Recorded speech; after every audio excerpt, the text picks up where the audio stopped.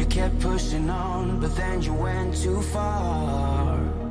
When your ship has sailed and all your dreams are lost, everything is wrong, you feel like it's your fault. Just remember, I will be there for you, baby. Remember, there's nothing out there to get you, don't forget it.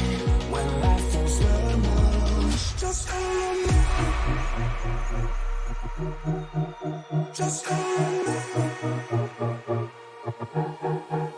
Just call me.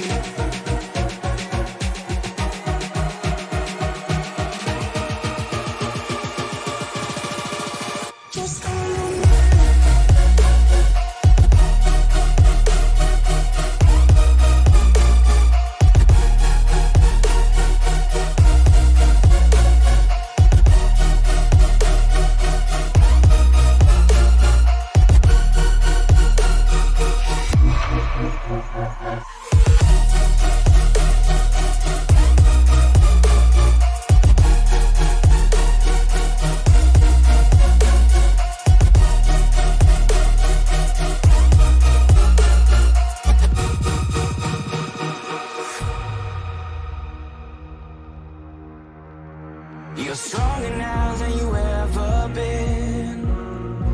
You gotta leave now, it's time to catch the wind. You will climb up high and look through the clouds, and when you're feeling low, I know you'll bounce back. Oh, and just remember, I will be there for you, baby.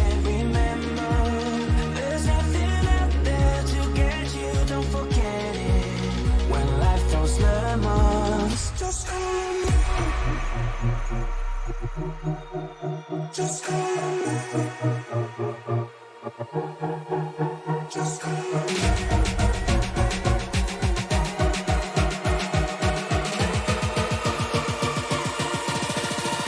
Just call me.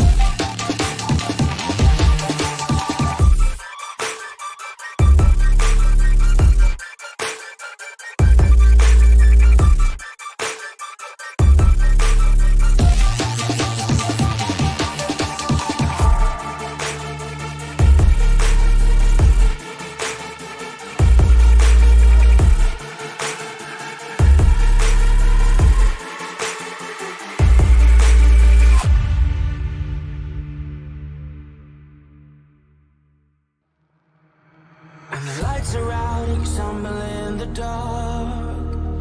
You kept pushing on, but then you went too far.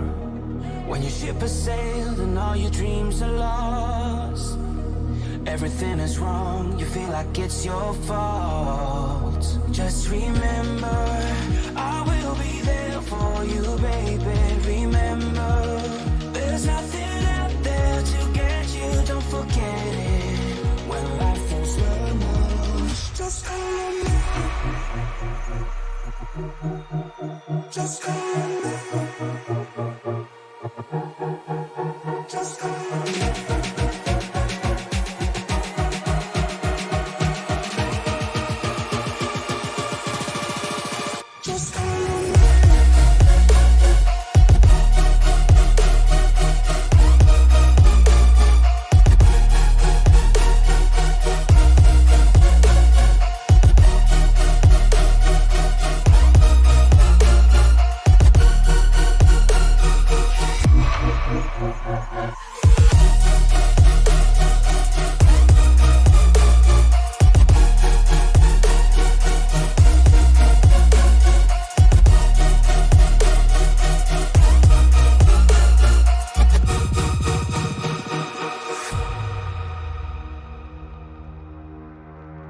You're stronger now than you ever been. You gotta leave now, it's time to catch the wind. You will climb up high and look through the clouds, and when you're feeling low, I know you'll bounce back. Oh, and just remember, I will be there for you, baby. Remember, there's nothing out there to get you, don't forget it. When life throws lemons, just call me. Just call me. Just call me.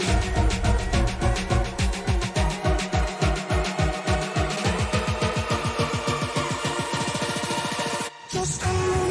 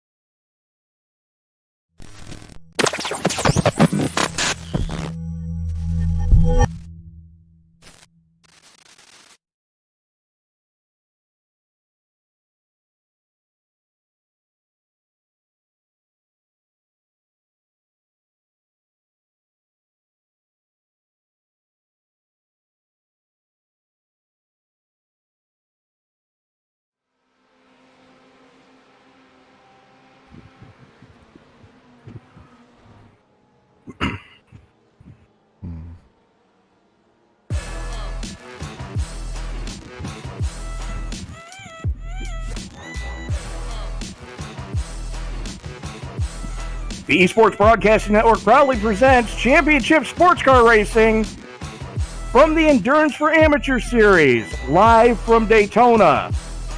This is Tony Trapasso, joining with me in the booth tonight, my partner in crime, my brother from another mother, both of them, Byron Rodney on comms, Sam Cooper Bennett over in the production truck. Gentlemen, welcome to Daytona.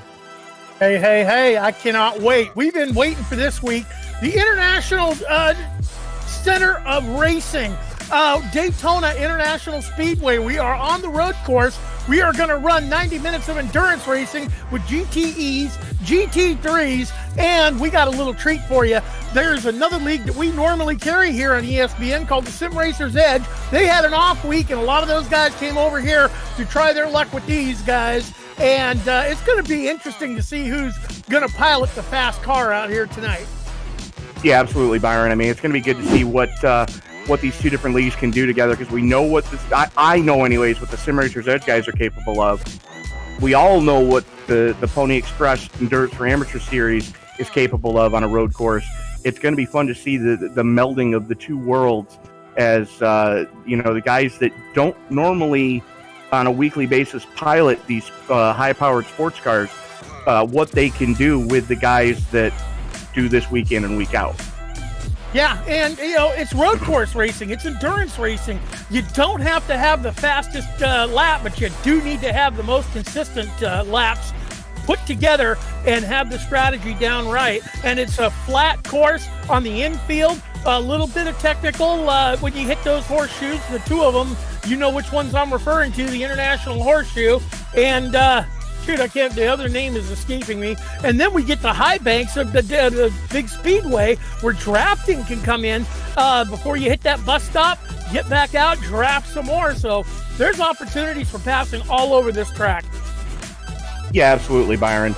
As I am just pulling up a track map now, don't pay any attention to me.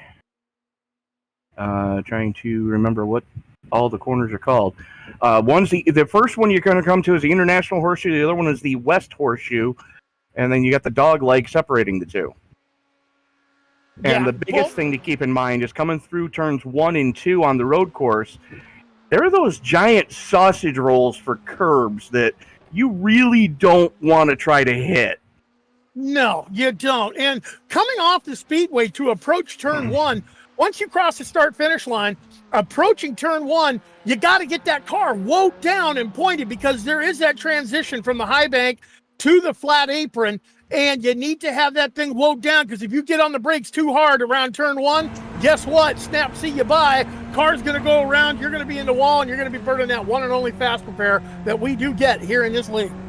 Yeah, absolutely. I mean, that's going to be the biggest factor, is who can keep that fast repair in their pocket tonight the longest, not have to use it, and then if all hell were to break loose in the final handful of minutes, you've got it there just to kind of cover your own backside. But let's take a quick look at tonight's point standings coming into tonight. GT3,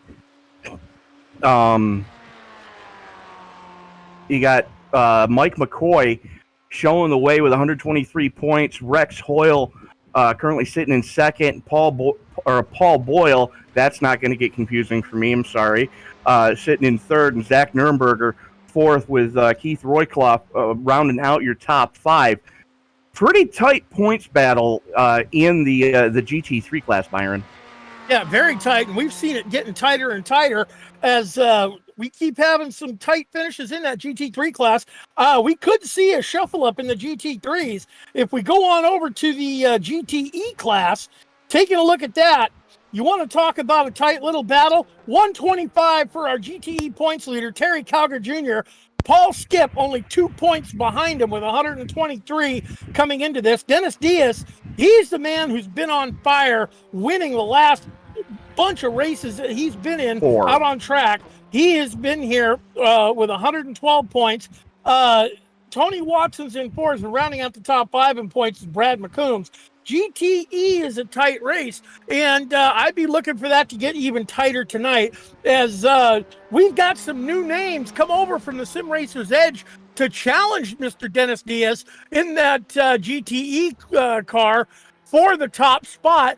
And I'm just taking a look down the list. I'm seeing the number 55 of Ronnie Osmer. I'm seeing the number 77 of Chris Famard out there. Don't ever count out Safe Ferries. We've seen him right up there in the top of the battles, just running into a little bit of adversity week in and week out with a hardware issue or a lap car issue. And don't count out the rest of them, Chris Walker and Christopher Craig. These guys are looking to mix up that GTE bunch.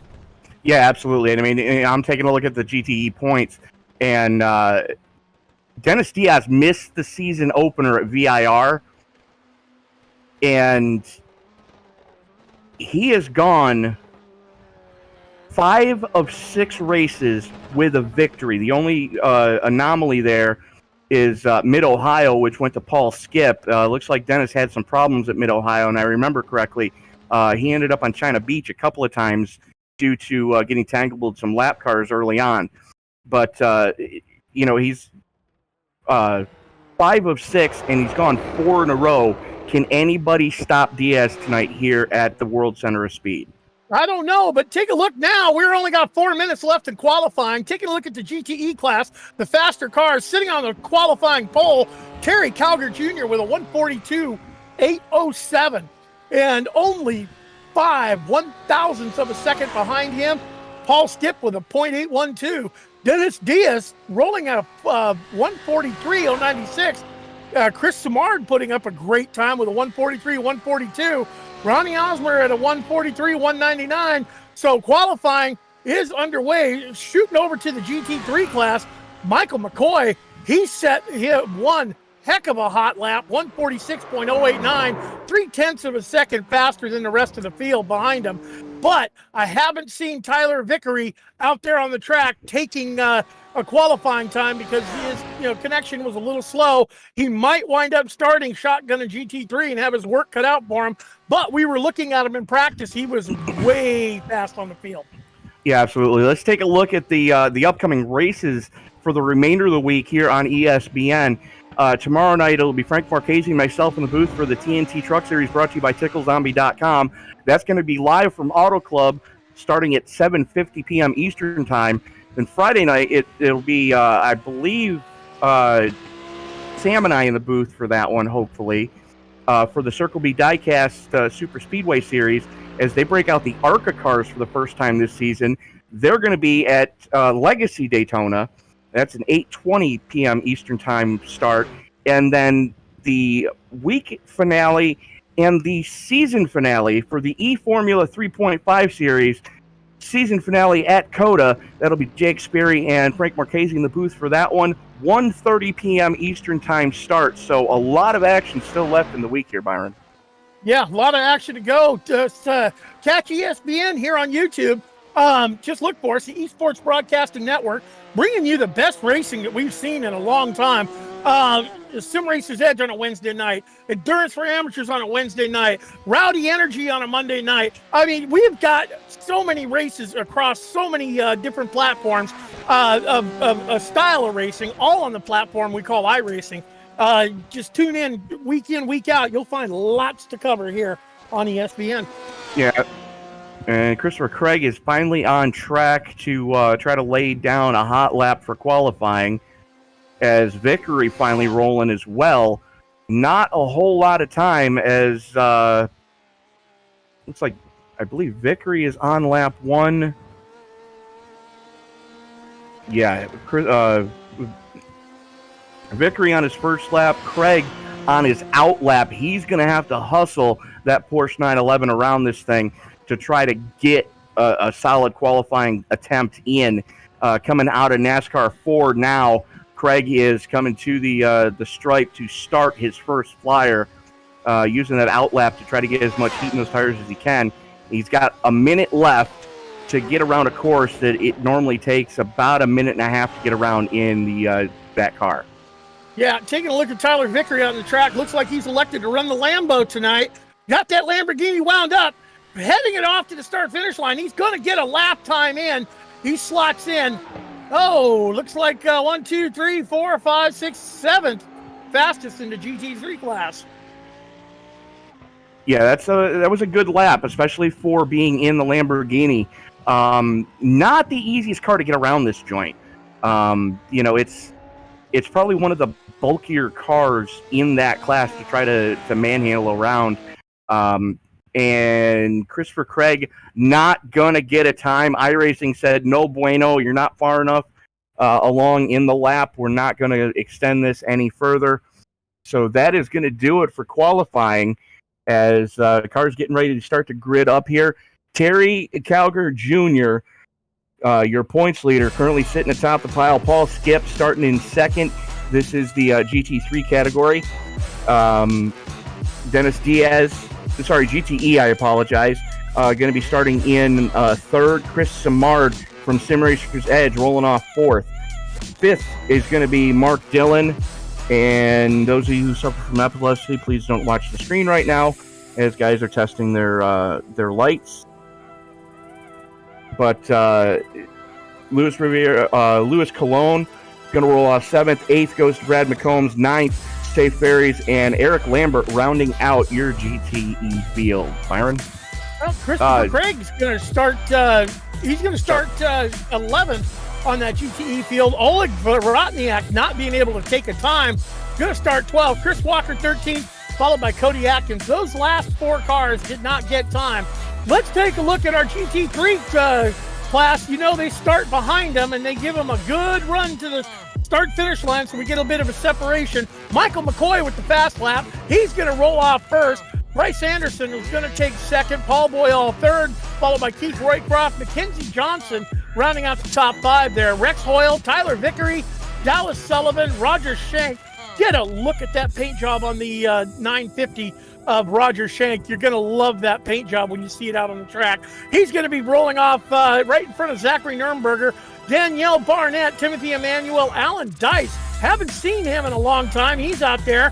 He's going to roll off 23rd overall, or the 27th overall, which is, I can't count that high. Dave Ferrara, Jeff Height, Gary Schilling, Jack Gunset, Atticus Middleton, and Richard Sullivan, who did not take time as the field takes the gets behind the pace truck as we're getting ready to go racing.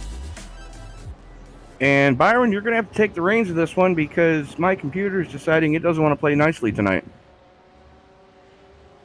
Well, I will take the reins with it because we're getting ready for the green flag. Terry Cogger Jr. has got the field in tow behind the pace truck out here at Daytona as they work around the high banks. They got around the bus stop. We're going to be looking for that truck to take that hard left turn into pit lane.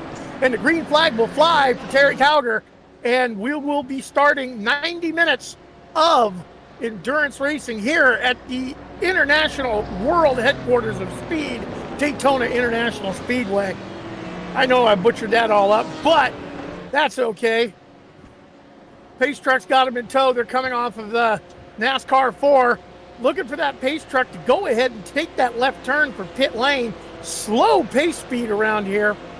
They are pacing at 60 miles an hour. Pace truck is off, waiting on the green flag. Green flag flies. Terry Cogger Jr. hits the loud pedal, says, "I'm out of here, boys. See ya, catch me if you can." Green flag is in the air as they hustle it off down to turn 1. Everyone looks to be getting through turn 1 cleanly in the GTE class. Turn 1 in the books. Taking a look back to Michael McCoy. He's got command of the GTE field, or GT3 field. For some reason, not wanting to shift over for me. There it goes. They cross the start-finish line. He hits the loud pedal. GT3 is underway. We have a packed field in GT3. And if you take a look, Michael McCoy, he is rocking the Reese's colors. You're going to see Reese's paint jobs on a bunch of cars here tonight. First place has it. Second place doesn't. Third has it. Fourth has it. Fifth has it. And we're going to have to find out why we're rocking the Reese's. But we're doing it. And we're doing it good. GT3 underway.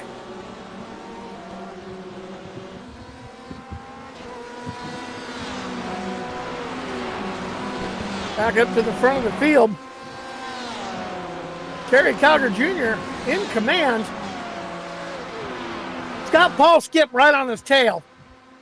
Not much of a separation, but don't look now. Dennis Diaz rocking the Reese's colors in his BMW. Normally we see the BMW as they take it on through the bus stop. The front two got a bit of a separation on the third place Dennis Diaz. It was kind of surprising that he is not up in the front already, as we've seen him up in the front already pretty much every race we've been at. Chris Samard holding down that fourth position. Great looking Pennzoil paint job on that Corvette. Wonder where he got that. Mr. Sam Cooper Bennett. Mark Dillon Jr. holding down the fifth spot. Coming in sixth, rocking the flames on the 55R. That'd be Ronnie Osmer as he gets passed by Brad McCombs and Safe Ferries. Everyone just settling in, turning laps here. They know they've got to be here for the end of this thing. You got to be here, you keep a car under you. It's endurance racing. Don't have to have the fastest time, just have to have the most consistent times. And that'll put you up in the front. Did not get a chance to talk to the drivers pre-race on how far Take a Go Fast will go here. But if they hold true to form, like we've been seeing, they're going to go ahead and not take tires. We've seen them taking fuel-only stops. Very few take tires here.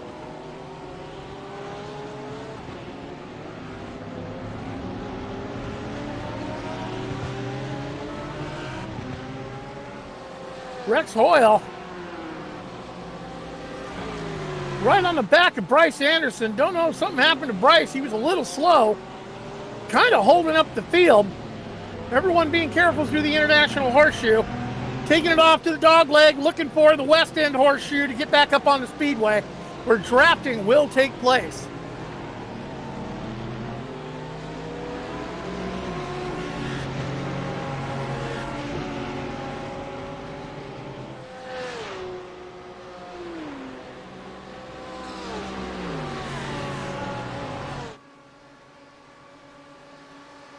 Don't know if I lost my compadre for a bit,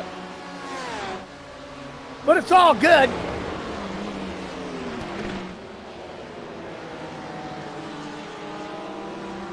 Up in the front of the GTE class, Paul Skip. He's got that Reese's machine out there. Dennis Diaz managed to go ahead and make the pass for second. You could throw a blanket over the top 5 right now. Well, actually the top 4.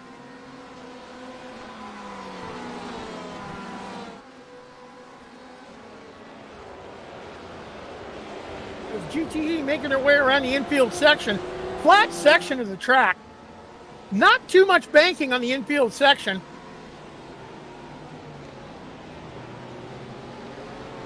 Paul Skip still has the GTE class in charge. Rolling back to Michael McCoy, the leader of our GT3. Starting to leg out a bit of a lead over the next car of Paul Boyle. He's got Keith Roycroft following him as GT3 is starting to spread out a little bit. I'd be looking for the GTE class to start the overtakes pretty soon. Oleg Vorotniak missing the start of the race, not out on track.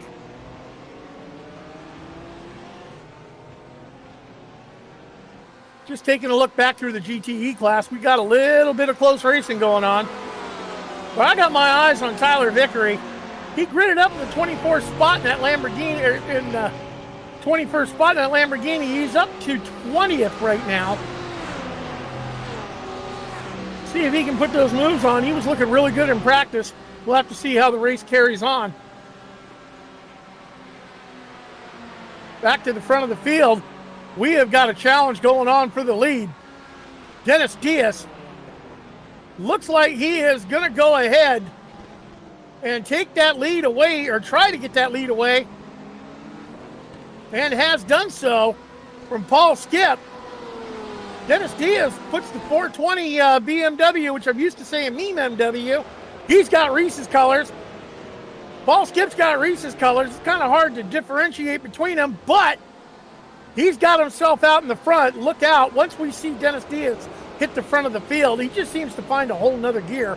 Terry Calger Jr., who started up on the pole, has slipped back to 3rd place. As they're starting to sort themselves out here, Luis Riviera Colomb, he's got himself up from the 7th spot. He's claimed 3 spots moving up. Chris Samard sliding back to 5th. Brad McCombs riding right behind him. Nope, looks like the 55 of Ronnie Osmer's gotten around Brad. But Brad is all over the back of Osmer, giving him the pressure. SRE guys are making a good showing for their first time here. But then again, this is Daytona. And we know how Daytona is. We love this track. Shoot, we run the 24 hours here. We're getting ready to run another 24-hour race coming up here in the next month. Stay tuned for that one, ladies and gentlemen.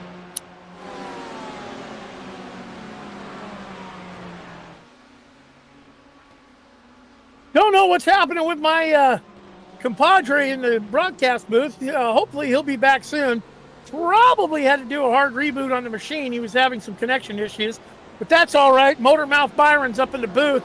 I can help carry this thing on. I've got Sam working the cams for me, kind of feeding me timing and information on where he's focused at on the battles, and he's listening to what I'm saying. So, yeah, I'm going to be mushmouth, motormouth for the next, probably, shoot, we got an hour and 20 to go, a little over an hour and 20 left in this thing, as it's an endurance race, folks. We've talked about it God knows how many times.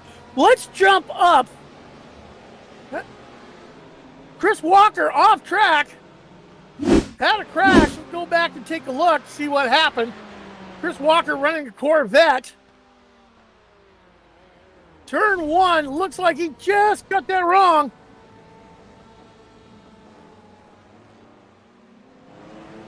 Chris Walker nowhere to go. Gunsit sitting in the middle of the track. Bad luck for the SRE rep. Chris Walker making his first appearance here in Endurance for Amateurs, and getting that Corvette back under him. Getting it pointed back around. Going back to the front of the field, Dennis Diaz, let's jump in the car with him. Let's take a lap around here. As Dennis Diaz brings it around NASCAR 4, crosses the start-finish line. Let's take a ride around here. He's got to get turn 1 set really good. Hits those apexes, gets it down, breaks it down to second gear. Now he's off to the infield section. He's got a right-hander followed by a left-hander. Now we head to the International Horseshoe. Downshift, get her down to first gear. Let it rotate that corner, hug that apex, get on the loud pedal, on the gas on the way out. Use all the track on your corner exit. Notice there's no banking on this infield section, so it is technical. Hits that dog leg, gets it up to fifth gear, hard on the binders as he looks to make the pass on the slower lap car, gets it around the west end horseshoe. Now he's headed off to get it back out on that infamous turn, back out onto the track. Right here is where the rear suspension can unload on you and want to dance out and spin. You got to be careful on the throttle. Hugs it down close to that yellow line to take the shortest way around out here on the high banks of Daytona. Takes it around NASCAR 4. Now he's looking down the backstretch, setting himself up for what we call the bus stop. It is a quick left, right, left turn. Gets on the binders right about the number 1 spot.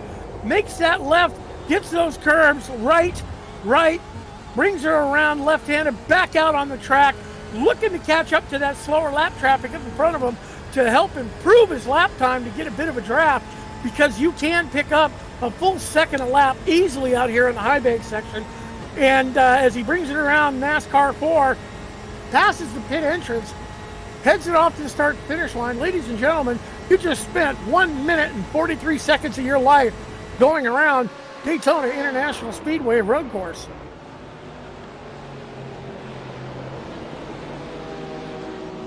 Lap traffic starting to become a factor in all of this.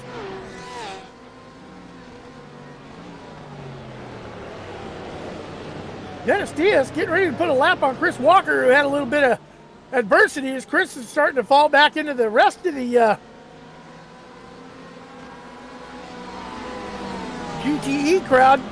Gary Schilling goes a lap down in GT3. As Chris Walker into the side of Gary Schilling. GTE on GT3 crime, as several cars get caught up in that one. Lamar involved in well. Gary Schilling coming out worse out of that whole exchange. Got spun around, gets it pointed back right. Too many cars, not enough real estate. That's what can happen in the infield section. You got to pick your battles here. It's endurance racing. You got to stay out. That Mercedes taking a little bit of damage. Looks like he's doing okay. Got it pointed right back out on the track.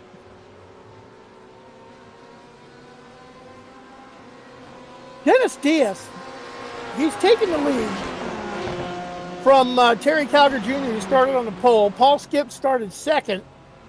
Paul Skip holding serve in second, but notice Paul Skip and Terry Calgar Jr. not letting Diaz get away. And look at the driver that's impressing me, Luis Rivera Colon. He is holding on that 4th spot. As you see the draft starting to get work, Paul Skip took a look to try to get around Dennis Diaz. almost got the job done coming off the high banks. See, now you can't just run away from it. Now, how well you do this infield part, that's one thing. Those high banks is something different. Depends on how you set the car up. You want to run fast in the high banks? You want to run fast in the infield? Everyone's got the same setup, so we're on equal footing. It looks like the draft on the high banks is going to probably be a deciding factor here in this one tonight. As we have got a blanket over the top three in GTE. We got one heck of a race. Diaz, Skip, and Calgar Jr. You can tell I like Daytona. I'm getting a little excited. I can feel my voice starting to go hoarse on me. But it's Daytona. I mean, who could miss this?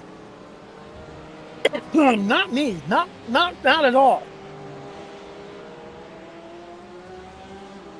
Well, I see a connection from my compadre in the booth, Tony Trapasso. He'll be joining us as soon as things load in for him on his end.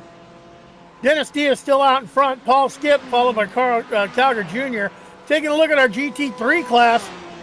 And you know what? As per normal, Michael McCoy running away with it. Looks like he's got about a 4-second lead over second place Paul Boyle. Bryce Anderson, another 3 seconds back.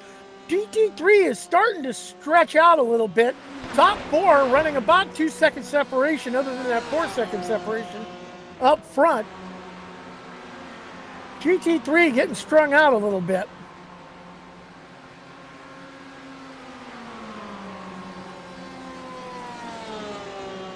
Yep, I did see a connection notice. Tony Trapasso, I'll be back in the booth here shortly. When I hear him go, boom, boom, I'm going to pass it off to him. Give the old throat a rest.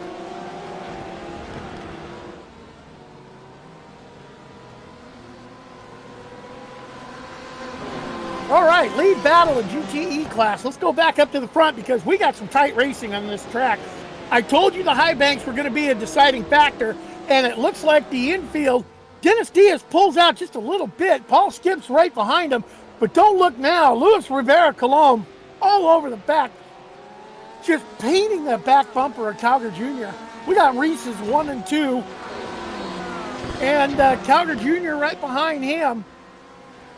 Luis Rivera Colon, he's running that fourth, but don't look now. 4 seconds back, Ronnie Osmer running that Corvette in the 55 machine has gotten himself out of the battle with Brad McCombs, starting to leg it out a bit, but he does have a 4-second deficit to this battle going on.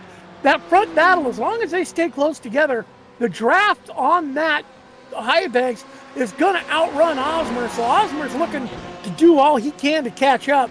Brad McCombs, if he just gets up in that draft, the two of them can draft together, catch that lead pack, and then we'll have a 6-way dance for the lead. But here we go. Dennis Diaz down inside, Paul Skip on the outside. Don't know how well this one's going to work. Give that one to Diaz as they cross the start-finish line. Diaz takes the lower lane into turn one, which seems to work for him. Paul Skip was credited with the lead on that one. Paul Skip credited for leading a lap, but he's sitting right behind Dennis Diaz once again as they take it off through the infield. Terry Calgar Jr. is not letting these two go, and neither is Luis Colon. And don't look now, but the 55 of Ronnie Osmer and the 23 of Brad McCombs looks like they got their game together, and they're going to draft up together, make it a 6-way dance for the top spot. I look for this to get really interesting as we're coming up on, 15 minutes into this thing. We got another hour and 15 to go. It's endurance racing. We're working lap 10 in this thing, wondering how far these things are going to go on to take a go fast. We shall see. Gary Schilling calling it a night, puts it on the hauler in GT3 class. We saw him in that incident with Chris Walker, so he has decided to put it on the hauler and call it a night. Jack Unset putting it on the hauler. So attrition starting to take its effect in the GT3 class.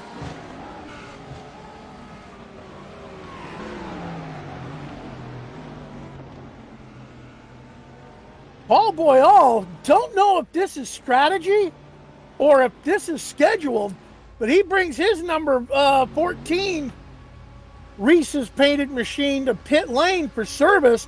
Looks like just a full tank of Go Fast, no tires, as he exits pit lane on lap 10. Wondering if that's strategy to get himself off cycle with everyone, or if that was needed for a fast repair. We'll have to wait and see how that all works out. As he brings it out of pit lane, you got to be careful coming out of pit lane here at this place. There are some what we call really big turtles and really tight wall. And plus, you got to blend into traffic where everyone's come off that speedway looking to get all that momentum they can on the inner. And Paul Boyle needs to be a little careful right here. He's running on, well, he made the pit stop.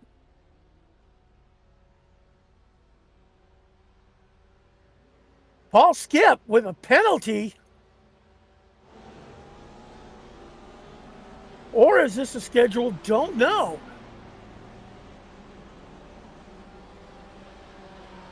Oh, heartbreak for the second place running Paul Skip to have to bring it in. Get some damage repaired on it, and lucky not to take the fast repair by the looks of it.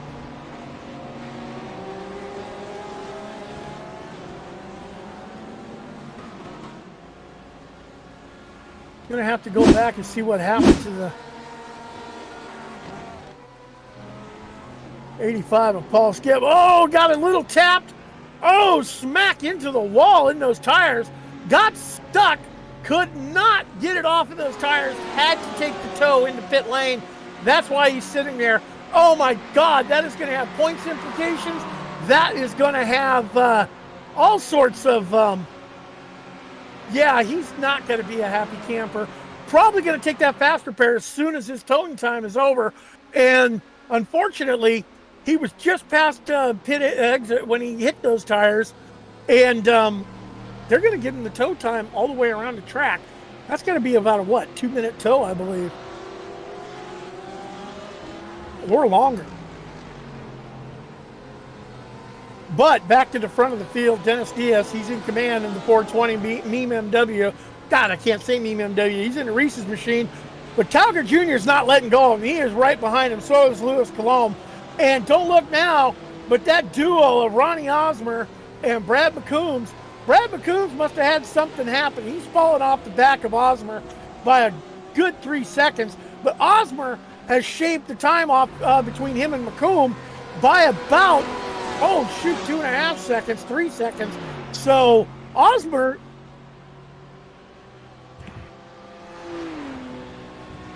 Tyler Vickery gets that Lamborghini off track in a big way at a bus stop. Let's go back and see what happened.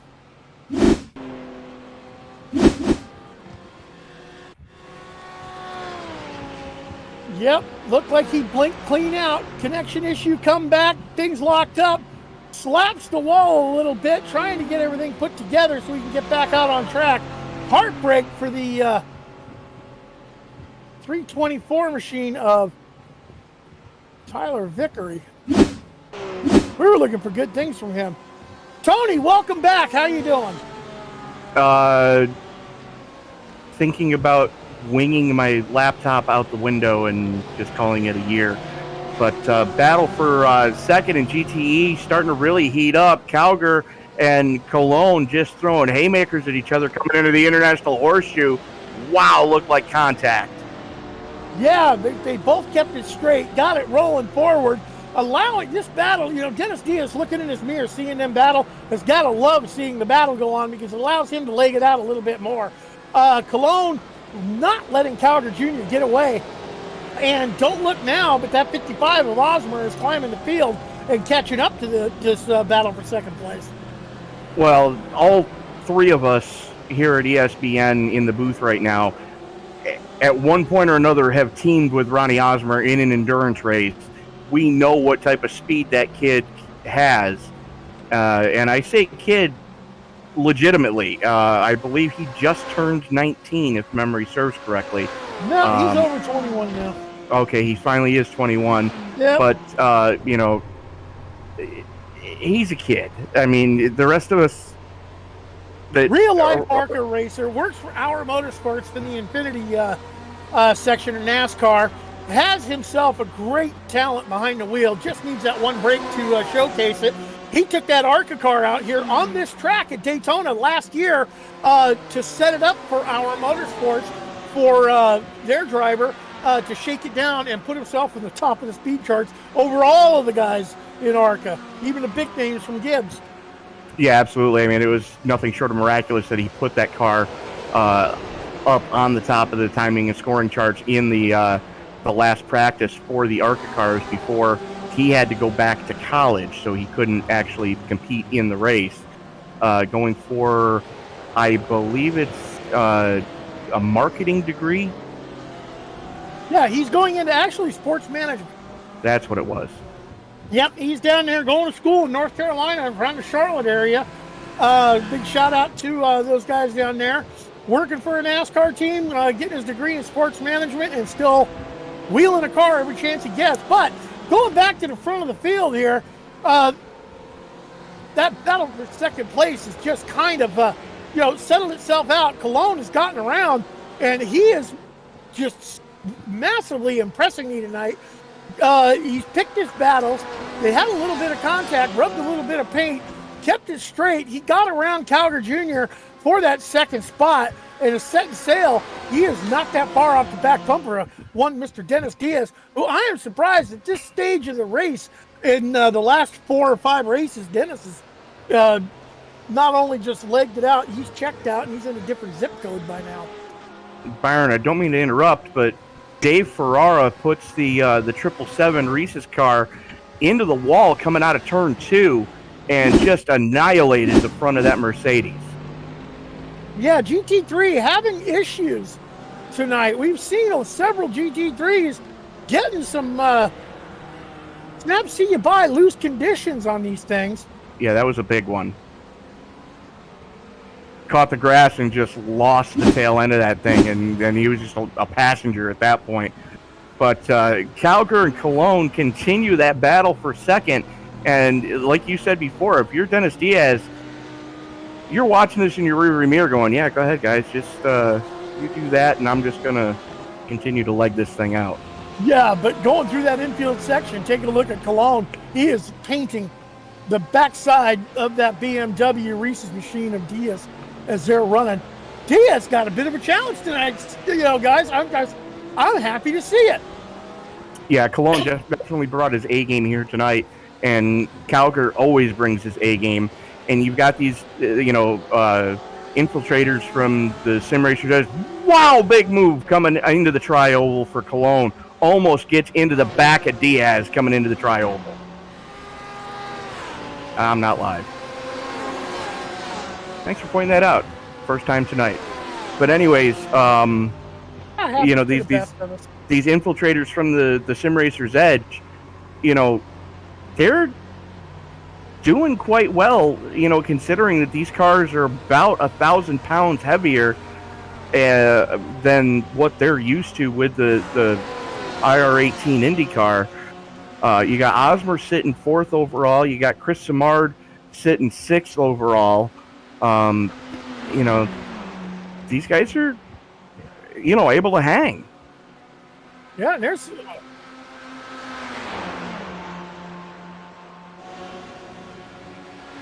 Safe Ferry's in the V-Speed team, so he's running with Chris Simard. He's running with Ron. They might be working together. Safe Ferry's in a bit of a battle of his own. He is right there with Chris Simard and Brad McCombs. 3 Corvettes, man. Tony, tell me, man, is there anything more pretty than watching these Corvettes go around Daytona? Yes. Okay, then there's something more pretty, and I don't know what it is, but... Only because, like Sam Cooper Bennett, I've had to paint this car before, and it is the second most pain in the ass car to paint in all of the iRacing server. Yeah, but you know what? I know where a lot of these paints on a lot of these Corvettes that are running tonight came from. You guys did a great job. Chris Walker having issues again once more. Go back Take what happened. It looked like turn one bit him. We talked about it when we rode on board with your race leader, Dennis Diaz. How you got to get turn one just right on those binders. That is a tough turn to do once you're coming off that transition to the infield section. Yeah, absolutely. I mean, you've got to be nice and tidy through there. You've got to get the car settled before you go into turn one, or else you're going to have the same thing that happened to Chris Walker and the same thing that happened to the... What? We are... Oh, it was close there. I thought we were going to have a GT3 car kind of in the way of the lead battle. Dennis Diaz is not able to run away with this thing. Louis Colon is all over his tail and not letting go. Calder Jr. is now in a tight battle for third with one Ronnie Osmer. And don't look now, Chris Simard is, he ain't that far. Well, he's about 6 seconds behind, but he has moved his way up to fifth. As McCombs takes a pit side for his first tire and fuel stop. And I'll be surprised if he takes tires. We've been watching this, Sim Racer's Edge. You guys, well, he does. There goes the tires. And that is surprising because every race that we've seen these guys, we have been watching them run 90 straight minutes on the same set of tires. Looks like a bit of strategy going on here. Lap 17 seems to be a little early to bring your car in pit side, maybe wanting to get off cycle from everyone. Well, the other thing to remember, too, is you mentioned the Sim Racers Edge guys, that, yeah, they can change tires every pit stop if they choose to. You run the cars so completely different. 500 laps around an oval track compared to 90 minutes here at the Daytona road course. You've got to attack the track differently. With an IndyCar, you're under a full throttle so long in those cars as Colon pulls to the outside of Diaz coming through the trial side by side as they go into one.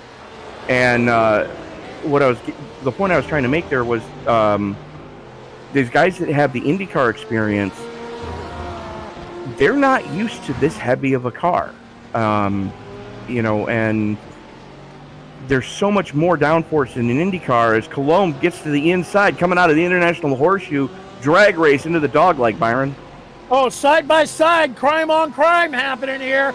We got Dennis Diaz. He just holds a prettier line. He takes that faster line as Colon looks to take the inside lane. Dennis slides it out a little wide, uses more of that track to hold the momentum, but the drag race is on. Talk to me about this, Tony. Normally we see Dennis, on a technical road course, he'll just start running away from it. Do you think the great equalizer tonight is that draft? These guys spending so much time up on the high banks, up on the super speedway part of this road course. 100%. If this was a more technical track, like for example, if this was the Indy road course, Diaz would, whoa, that was close. Going into the bus stop, Colon throws the hip check and it gets the slowdown. Uh-oh. Man, you saw him take the lead. You saw him lose the lead. All in a right, left, right. Absolutely, and that's going to let Calger reel him back in as Field's starting to get Field's starting to get a little strung out right now. The other heavy battle is between the 9 of Ferries and the 77 of Simard, as I didn't quite see who that was going pit side. Simard brings it pit side. Yeah, we must be getting to the edge of the tank of go fast in these things. We'll have to see if Simard takes a fresh set of rubber. Normally, we know exactly how far a tank can go on these GTE cars is when we see Dennis Diaz bring it in. He knows exactly how to find the bottom of a fuel tank. Trust me. Tyler Vickery putting it on the hauler. Internet connection pooped out on him. Well, here's the other thing to keep in mind. Those guys that normally run Indy cars on Wednesday night, they're used to 4 tires and a full tank of fuel in about 8 seconds. The in-box time for Brad McCombs, when he did his 4-tire stop, 34 seconds. Yeah, it looks like Samard just took fuel only, got in and out of the pits, did not see tires go on the Corvette on the 77 Pennzoil machine. Well, Samard's one of those ones that does know how to save his equipment, as looks like Calgary has gotten by Cologne as another coat of paint on either one of those cars. They would have been in trouble going into the bus stop. Yeah, and here comes Osmer right all over the rear end of Louis Cologne. He is right there in that draft looking for the time that he's going to make his move, putting the pressure on, dials up the low lane, but it looks like, nope, Osmer's going to bring her pit side for his first service. Osmer may have been speeding at the cone. We're about to find out.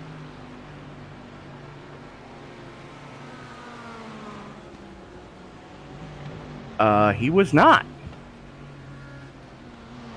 54 miles an hour for Osmer at the cone. Yeah, it looks like we're hitting green flag pit cycles right now for the GTE class. Got my eyes on Diaz, got my eyes on Osmer, seeing if they get tires on these cars, or if this is a stop and go for fuel only. We're about to find out. Fuel only for Osmer, fuel only for Diaz. Osmer getting out ahead of Diaz on the track after that pit cycle. A little bit of the overcut on the same pit strategy. Ooh, this is going to be a good race as Osmer slaps the wall on the way out of pits. Good grief. But this is something we've seen all season, Byron. Calgary, Cologne, and Christopher Craig, 3 Porsches up towards the front of this field, and the Porsche seems to get a little better fuel mileage than do the rest of the cars in the GTE category. And another thing too, we've also noticed that Porsche seems to be a little more nimble on the tighter turns and the slower turns of a road course track. So the Porsche can, and we saw that. The Porsche was able to draft up as we were talking about it. Here come the 2 Porsches to pit lane, Calgary Jr. and Cologne. They're coming in for their schedule, Scott. And McCoy, your GT3 leader, going to bring the 33 down pit road, as is Bryce Anderson in the 69. Looks like wholesale pit stops for GT3 now, as Mackenzie Johnson. Something happened there. Dallas Sullivan stays out and wrestles the lead of GT3 away. The only one who's yet to stop in the top 10 of that category. Well, this is going to be interesting to see where we cycle out. Terry Calgary Jr., he is now exiting pit lane. Now we need to find out where Dennis Diaz and Ronnie Osmer are. Here they come around turn 1, side by side, heading off into the infield. Oh, this is going to get fun, as that's Calgary coming out of the pits right there. Cold tires for Calgary. He's going to have to let the other 2 go. Oh, contact! Ronnie Osmer getting spun.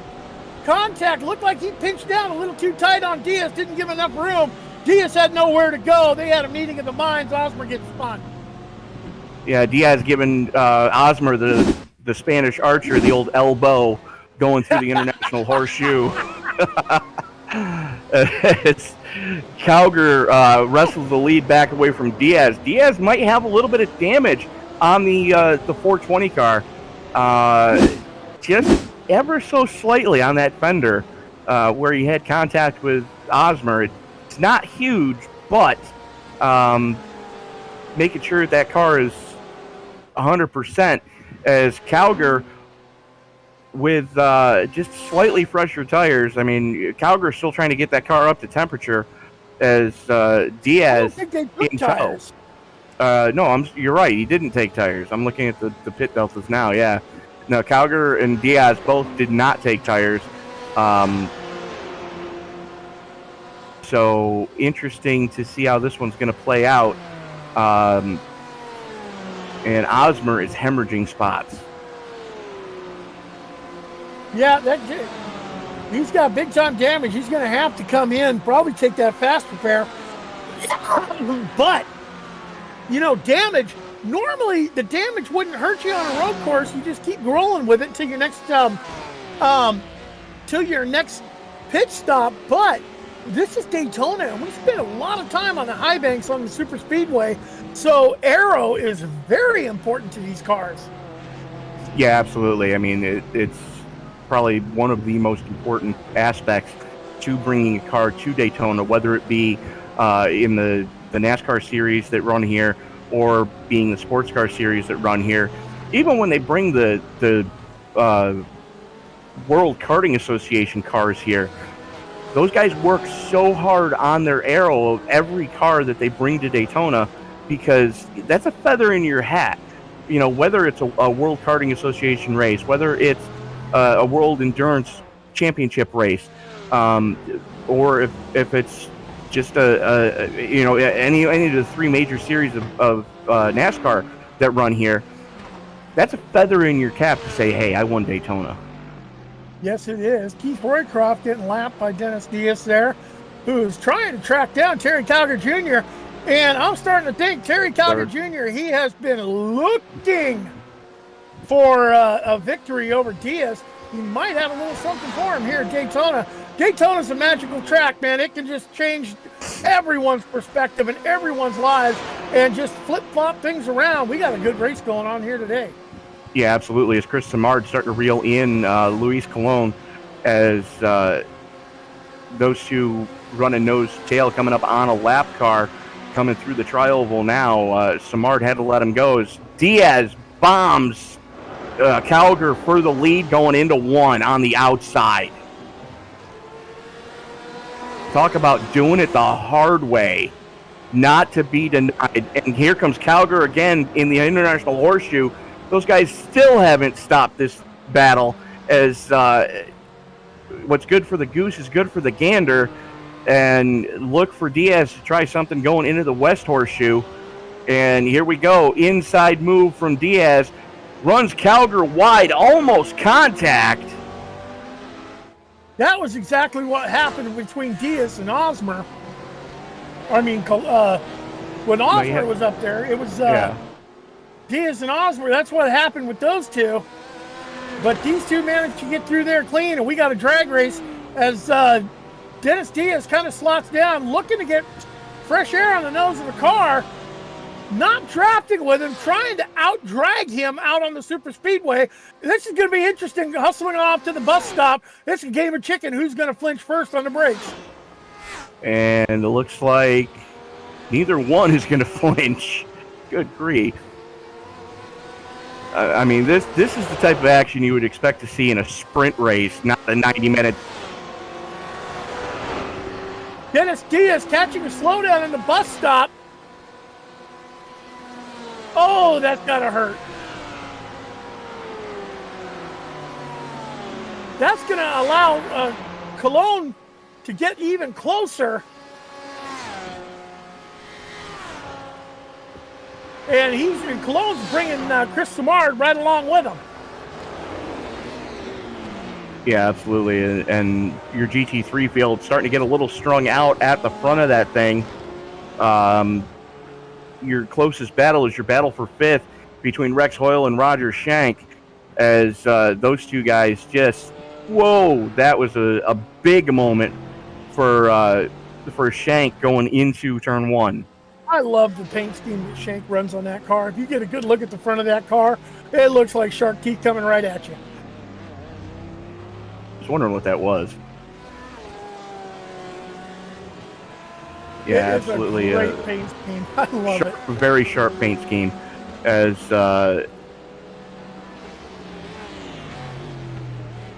yeah, they are. Throwing out love to the paint skills of one Roger Shank in the 950 machine.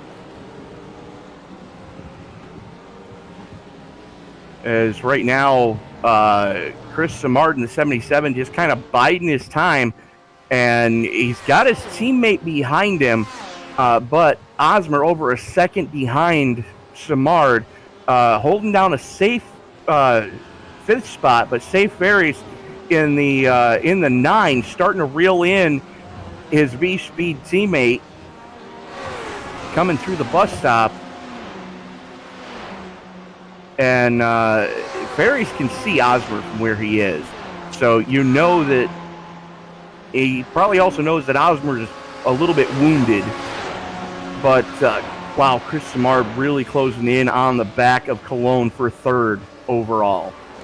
Yeah, we're going to have us a heck of a battle happening here. Dennis Diaz, he has not gotten away. Terry Calder Jr. has legged out a 4.5-second lead over Dennis Diaz after that slowdown.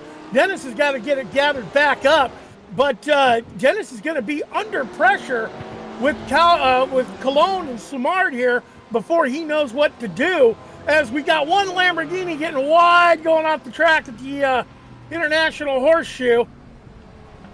Gets it gathered back up, gets it pointed in the right direction. And I hate to do this to you, Byron. My computer hates me, and I think I'm about to crash. Well, we're going to uninstall some anti-malware crap on your machine. That's not what's doing it. Oh, do we need to call up your internet provider and have them throw another hamster on the turn wheel? It's not my connection. It's the computer. It's a 6-year-old computer.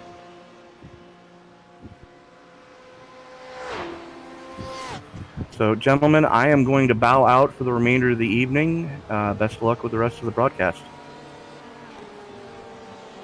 Byron.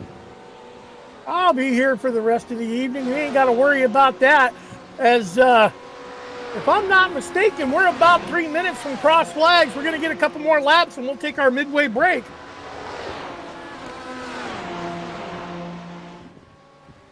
Powder.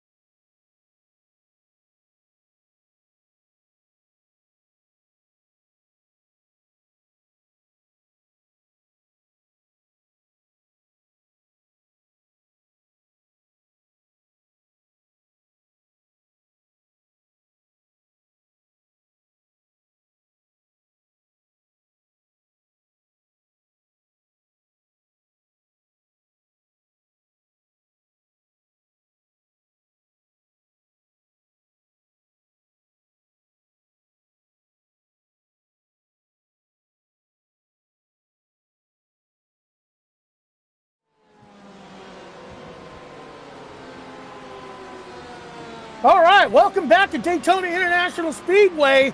We are here with Endurance for Amateurs. We're in the second half of this endurance race. This is the point where mental fatigue starts to take over. We've talked about it I don't know how many times, man. Fastest laps around here? No. Most consistent? Yes. And part of consistency is keeping your mind straight, keeping that concentration. But when you're behind the wheel for an hour and a half straight, rolling through the track, high speed, you get a bit of a mental break out there on the high-speed banks, but you got to get back on your game on the infield through the technical part. This is where mental fatigue starts to take its toll. As we take a look at our GTE field, Terry Calder Jr. still leading it, but Dennis Diaz in second place is shaved about 2 seconds off since we took the break. He's about 2.5 seconds behind him. Luis Rivera Colon, very impressive. He is now in a three-way dance for that third spot between himself, Christmas Samard, Ronnie Osmer, and you know what? I'm going to add the name Safe Ferries and make that a four-way dance for that third spot, as GT3 has been GTE has been the entertainment tonight. Taking a look at our GT3 field, no surprise here. Michael McCoy taking that Reese's 33 machine and just running away with it. Bryce Anderson holding down a strong second. Roy Croft, he's holding down a strong third. GT3 spread out. I'm not going to use the term that I heard earlier of how spread out they are, but they are spread out, let me tell you. But you know what? They're more spread out, or more strung out than a methadone clinic. No, there you go. But every race we've seen this. In Endurance for Amateurs, the GT3 class has been spread out. Something's happened, and they have been a tight finish at the end. But it's Daytona, whole different ball game. This thing can flip, turn on a dime, and it's providing us GTE battle. Holy Christmas! Speaking of GTE, 1, 2, 3. Contact! Oh, contact! Osmer looks like he gives, hip checking going on. Oh, Cologne. Jeepers. Not going to be a happy camper. And neither of the lap cars behind him who just had a Code Brown moment. Oh, rough one for Cologne. Going back, take a look at it. They were fighting over the same piece of real estate, the 55 of Ronnie Osmer and the 26 of Cologne. And that's what started it with the hip check. No, that started coming off of turn 4 when Samard took it 3 wide going through the lap car, got into the door of Cologne. Osmer had the draft of 3 cars wide in front of him, got the run coming through the tri-oval, and Cologne tried to shut the door. The only problem is Osmer was already there. Yeah, Osborne looked like he got a little fishtail happy off of the exit of turn 1 heading into the infield. And that kind of started a little bit of beating and banging and door rubbing. Guys are going to have to, they'll get to the pits. The crew chief will look at it and say, how to buff out. This is where you also want to have that fast car that'll buff out. I don't think so, bud.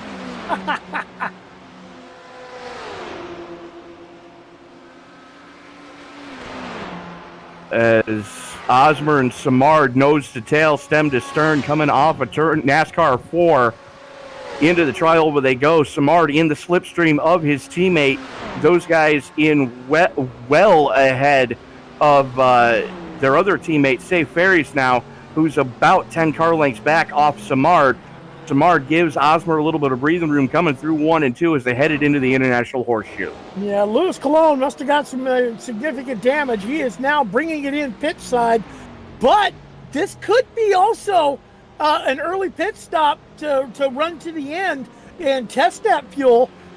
We saw them pit at what, lap 17? Well, here we 20. are on lap 32, bringing it in. We saw some come in early as 17, didn't we? No, well, for damage, but Cologne's only been out there for 12 laps on this tank of fuel, so this is a real off-cycle pit stop, and definitely. Man, he was earned. he was definitely my vote for driver of the night.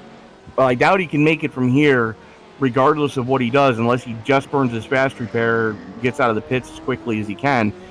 Because, we saw guys go 20 laps, and there's a little bit more than that left in this event.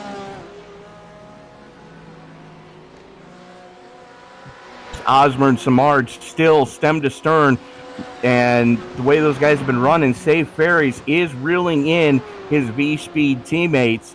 So 3rd, 4th, and 5th all on the same team in Corvettes, working together right now to try to reel in Calgar and Diaz. Is Calgar 3.5 seconds to the good over Dennis Diaz in the 420. Yeah, Dennis Diaz has been chopping, not been chopping big logs out of that time difference.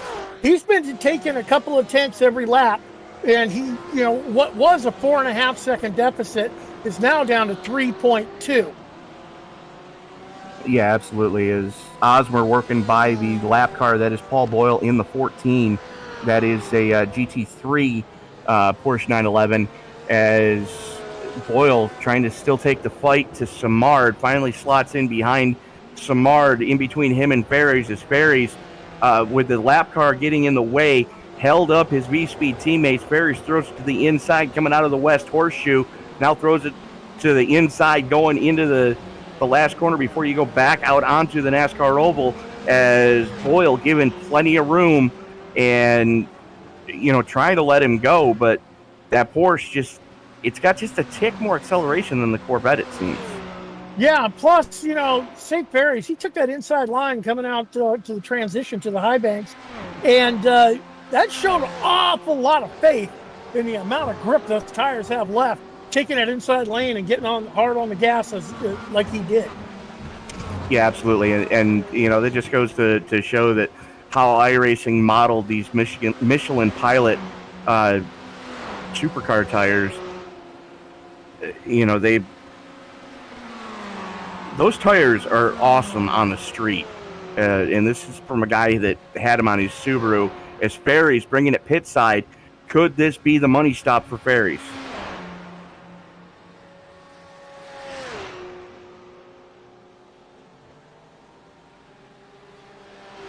Or not? Did we lose Byron? No, Byron is here. Byron was answering a question put to him about this race in a chat. As St. Ferries does bring it down pit side. We'll see if he takes rubber this time around. He did not the last pit stop. With fuel going into the Corvette machine, GTE machine, the number 9 of St. Ferries. Did not see the car going up on the jacks. Nope. Full tank of Go Fast and right back out on the track. Yeah, absolutely. Michelin definitely did it right when they came out with this tire. Definitely able to handle and not. Whoa! Ooh, a little cold tire there. On pit out. Doesn't hit anything, luckily, but did have a Code Brown moment coming out of pit road. Suspension just unloaded on him. Yeah, unfortunately for him, it did. But definitely an uphill battle, but that could have been his money stop. Battle for third, hot and heavy right now between his two VSM teammates, as that's Osmer in the blue car, Samard in the nuclear banana behind him, as those two guys kind of working together right now to try to reel in Dennis Diaz. They've got an 8-second gap to try to make up to the 420. Yeah, but you know what? Diaz, hasn't really chopped a lot of times, down to 2.3 seconds behind Calgar Jr. right now. And if Osmer and Samard keep running nose to tail like they are, you'd think that they would get a faster speed out there on the super speedway. But Dennis Diaz is so good in the technical portion of the track. That's where his Corvette or his BMW team seems to leg it out a little bit more. And Dylan bringing it down pit road to give over second place in GT3. But Byron, are you seeing what I'm seeing in GTE?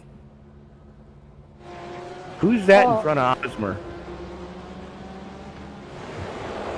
I have to go and take a look. That's Luis Colon. Oh my gosh. Osmer's coming up on him, and you know that Colon is not a happy camper with Osmer right now. No. To see a receipt being given. Yeah, I don't see Cologne. Let's put it this way. How wide is that Porsche normally? I'll bet you it's a lot wider when the 55 Corvette gets up behind it. 6 feet 3 inches from the outside of the tire to the outside of the tire. Yeah, well, I'll bet you that Cologne makes that thing about 10 foot and 9 when the 55 comes up behind him. Or possible brake failure. We're about to find out as Osmer and Samard continue to run nose to tail coming out of NASCAR 4 as they are fast approaching that lap car that is Luis Colon that was battling with them for third when Osmer got into the side of Colon. As this is about to get interesting. Yeah, it get to be very interesting. And it's Roger Shank in front of Colon right now. So we're about to see Porsche on Porsche crime. GT3 in the red car, GTE in the black car as they work their way out of the International Horseshoe. Colon giving him the flash, going through the dog leg, leading to the West Horseshoe. Shank gives him plenty of room, but is able to get that car turned in better. Oh, brother, here we go. Osmer all over the back bumper of Colon right now. Colon finally gets clear of Shank. Shank gives Osmer plenty of room. Shank ain't no dummy. Yeah, absolutely not.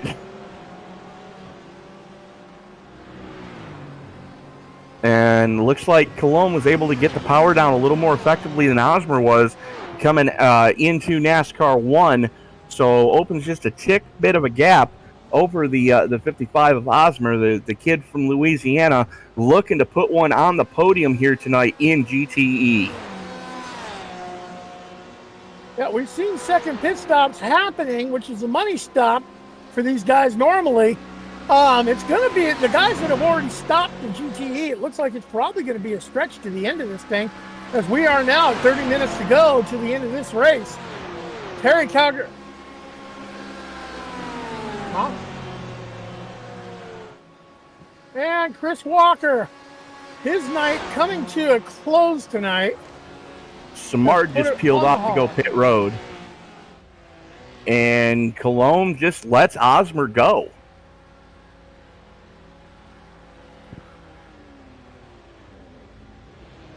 Well, this is probably going to be the last time this season these guys are going to race against each other. Now I say that is we're probably going to be seeing a lot more infiltrated races as the season wears on, because Sim Racers Edge, they're off this week. Then they have a stretch of back-to-back races starting next week, and then they've got another week off. So we could see this happen a couple more times this season with the Sim Racers Edge guys, and we might see with, you know, as much fun as these guys are having right now, we could see more Sim Racers Edge drivers join the next time they have an off week. So, you know, that would be something fun to see. You know, there's a couple of names that aren't here tonight that I was kind of surprised when I saw that they weren't running. One is Butch Davis. One is Nate Seifker. You know, those two guys. Seifker.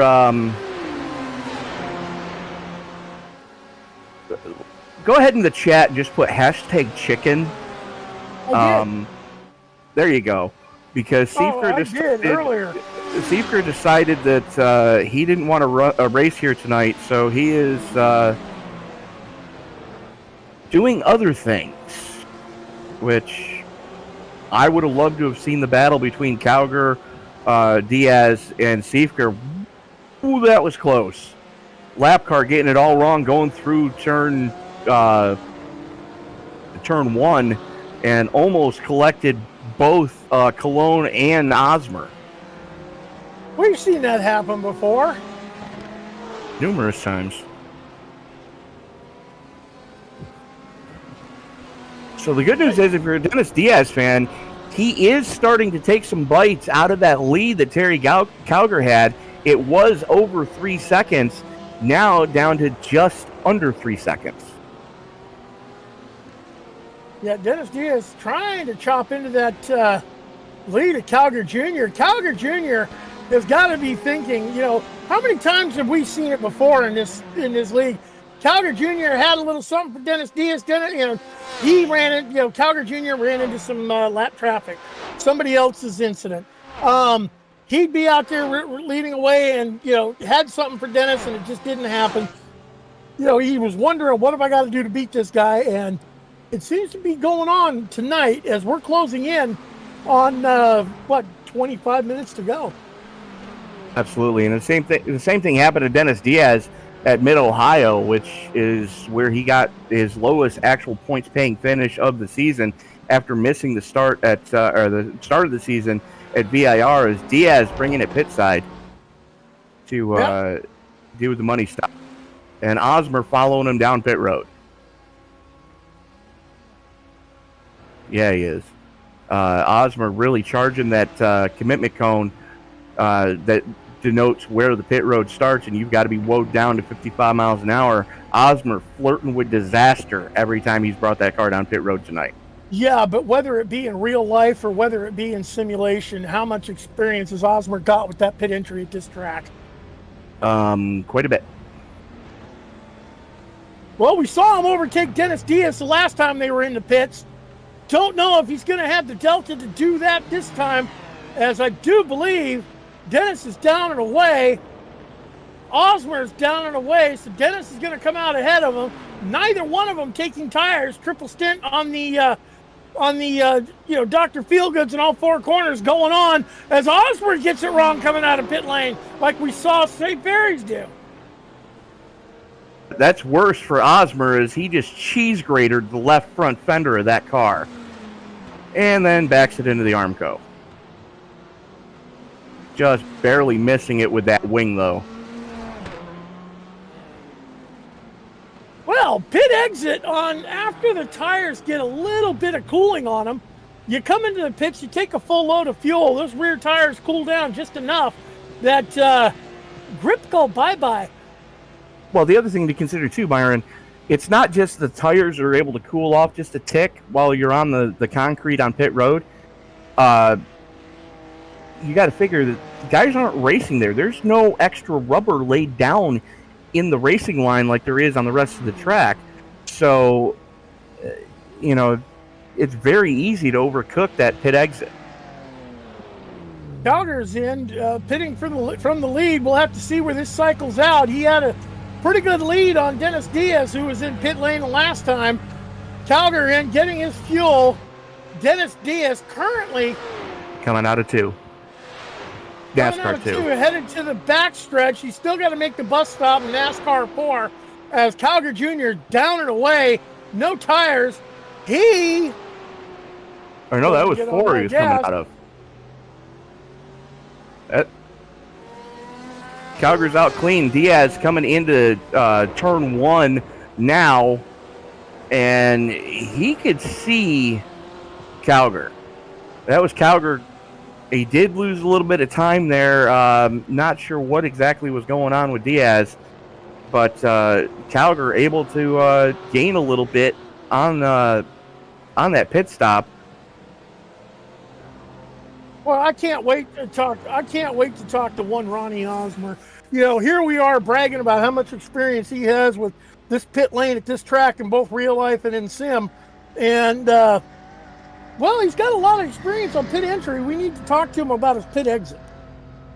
Yeah, because when you're on the NASCAR portion of the track, or doing the NASCAR layout, you don't have to deal with that wall on pit exit. But they put that wall in because it's safer to do that than it is to just send somebody out into turn 1 with cars hankering down at almost 200 miles an hour as you're trying to do your best imitation of Kevin LePage. Yeah, Dennis Diaz getting around Alan Dice right now in the BMW GT3 car as they haul it through the bus stop. Terry Calger Jr., He is all the way out of NASCAR 4, hauling it to the start-finish line.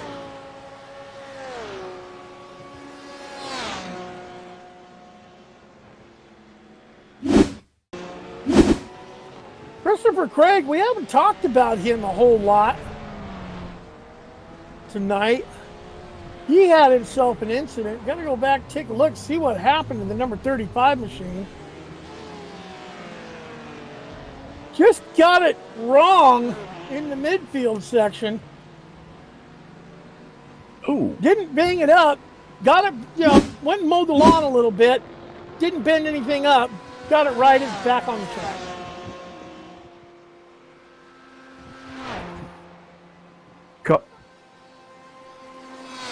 Caught the grass coming through too, and just it hooked the car into that infield section. As Colomb now all over the back of Craig, trying to wrestle that spot away from him. That is your battle for 7th. 8th, sorry. I don't have live timing scoring up, apparently. Paul Skip having his problems tonight. Started second on the grid, all the way back to 11th overall in GTE. Brad McCombs not having the exact night that he wanted to in the Corvette. Corvette seems to be the popular car here, but it also seems the car kind of has some issues, as we've seen on pit exit. Well, I mean, there's different cars that are suited better to different tracks. On the very tight technical tracks, we've seen the Porsche have an advantage. On the tracks where you need to be able to change direction quickly, but you also need to be able to have some horsepower down the straightaways, we've seen the BMW have some effectiveness. This is really the first time this season where we've seen the Vet really come into its own. Yeah, Christopher Craig getting passed by Luis Colon. Move Colon up to the 8th position as they head it back out onto the super speedway. That is your closest battle in GTE, with the exception of Safe Ferries and Chris Simard. Chris Simard has been tracking Safe Ferries down ever so slowly. Well, they pitted for that 3rd spot. Can I have that in English between the two of you? Yeah, Mark Dillon in the 3, not all that far behind, as Ferries and Simard coming out of the West Horseshoe. Dillon just going into it, and he can see those guys, so he knows how hard he has to push if he wants to pick off a couple more spots. Yeah, another Reese's paint scheme, this time on the Corvette for Mark Dillon by the looks of it. Dillon, powering that Corvette around, having a quiet night. Started 5th, running 5th, kept the car under him, just under the radar. We haven't been giving him much love because he's just been quietly out there putting in consistent laps. And we are really into the point where mental fatigue can start to take its toll. We've seen that mental fatigue on a couple of cars on pit exit, Ronnie Osmer being one of them. GTE's kind of spread out a little bit now. Biggest battle going on. Both classes are really spread out. Biggest battle going on right now is between Safe Ferries and Chris Simard and GTE. Yeah, but there's still a little bit of a gap between Simard and Ferries. And I kind of have to chalk this gap up to the fact that Simard's not used to triple stinting tires. And again, we're talking about a car that's 1,000 pounds heavier with a lot less downforce than he's used to on a road course. Those Indy cars, they're just downforce generators. And I'm just getting word that Simard did take tires last time he went down pit road. So, that's something to be mindful of as we're getting into the closing minutes of this race. But the other thing to consider, too, is on an Indy car, it's a 15-inch wide rear tire. On this car, it's a 9-inch wide rear tire. Not much contact patch going on to the track, 9 inches wide. Okay, so you got a 9-inch wide, but that contact patch is only maybe 6 inches long. So 9x6, that all holds you down to the road. As Dennis Diaz, he's chopped out about a second out of Terry Calgary Jr.'s lead, but I don't think he has enough time to get it. And Paul Boyle just had an end come to his night as he ate pit exit wall.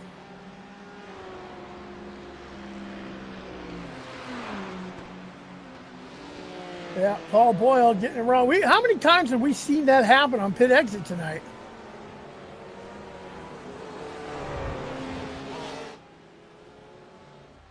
Okay, that wasn't even on a pit stop. That was just hit the grass and snap, see you bye. Good night, everybody. Oh, now my iRacing catches up to it. Okay, yep. Mental fatigue, that's what that is. I mean, we've talked about it in endurance racing. You know, you need those consistent laps. You don't need those fast ones, but you need to be consistent. And hard to be consistent when you've been behind the wheel for an hour and a half, gouging for every bit of track position you can get.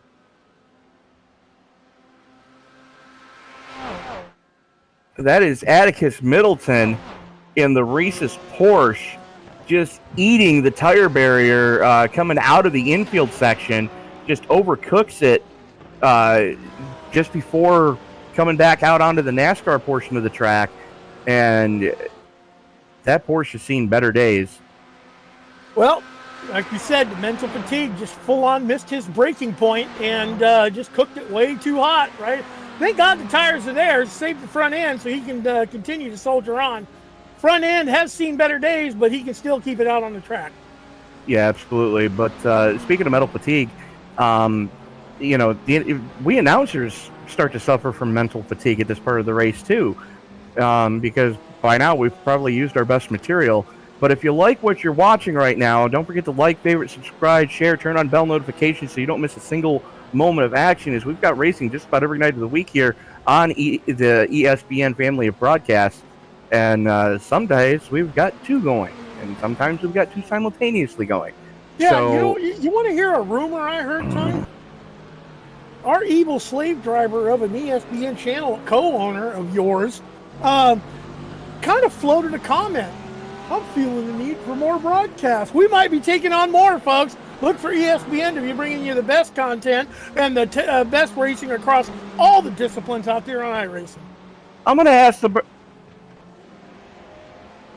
I'm gonna ask my illustrious compadre who helped found this company with me.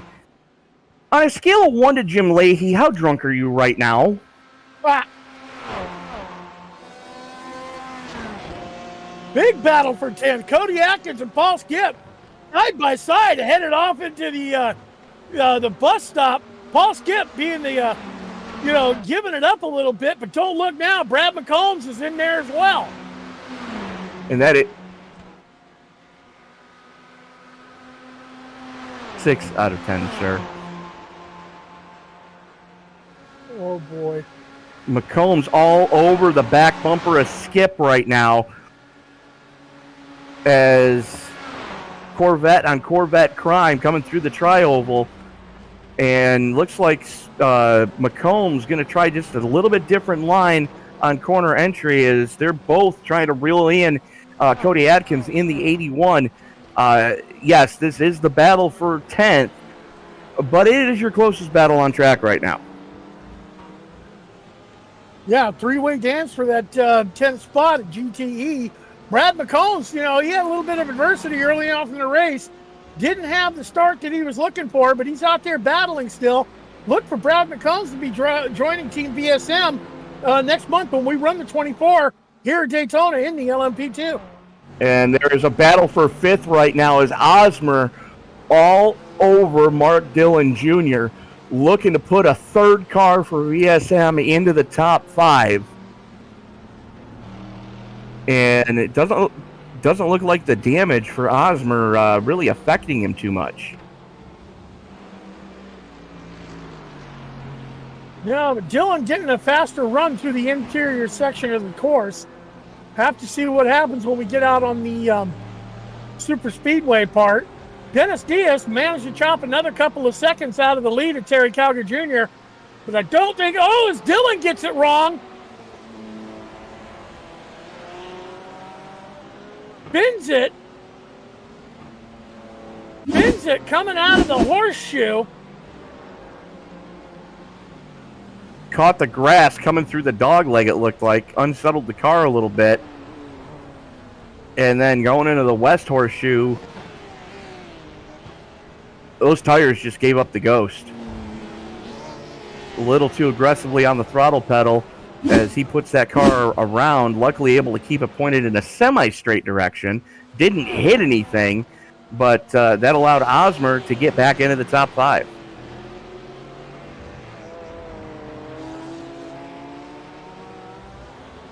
And Cologne able to get by Eric Lambert. You can see Lambert right there in tow right now as trying to reel back in that Porsche is Cologne on a recovery drive right now. And taking no prisoners as he just set one of the fastest laps of the race that last time by. Yeah, Louis Cologne, even though he had the adversity that he had when we saw that 4 wide into turn 1, heading to the end section where everyone got into everyone, I'm still thinking, man, Louis Cologne got to be ESPN driver of the night with the performance he's put on this track. I would say that there's 3 definite contenders right now. Cologne, the regular for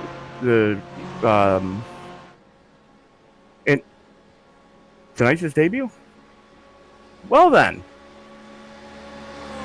A hell of a debut. And absolutely, it's a hell of a debut. I mean, he was running in the top 3 most of the night. Terry Calgary Jr. for bringing something to the dance that could beat Dennis Diaz. And Byron, you're going to have to bring us home because my computer just gave me the middle finger again. Well, alrighty.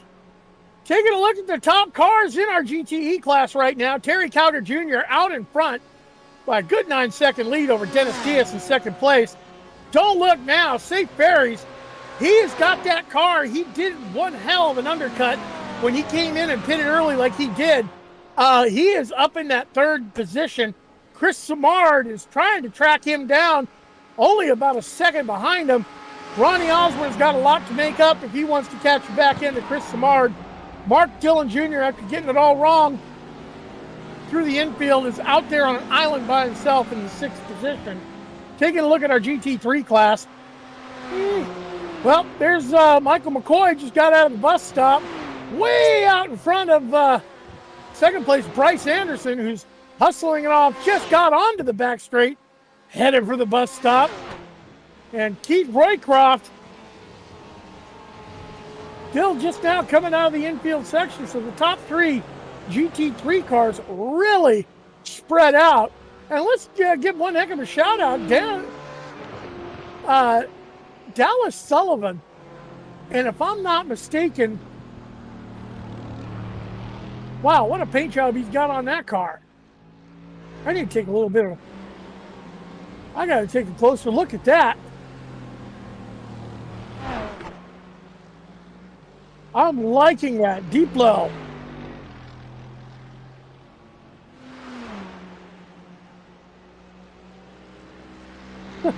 Lego for babies, yep.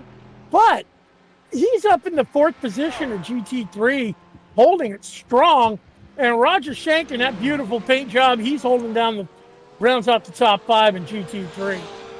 But Terry Calgary Jr., he has got that Porsche out in the wind. 9 seconds up on Dennis Diaz.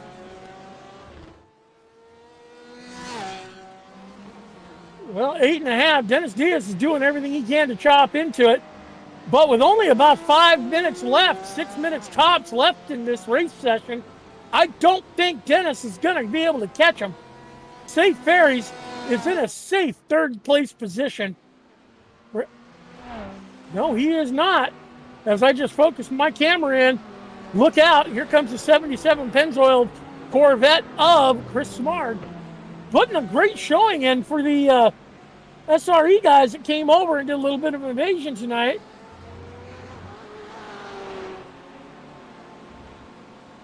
that third position just might still be up for a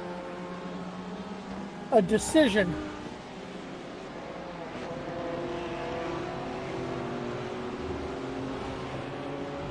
As we're probably down to about the last 2 or 3 laps right now.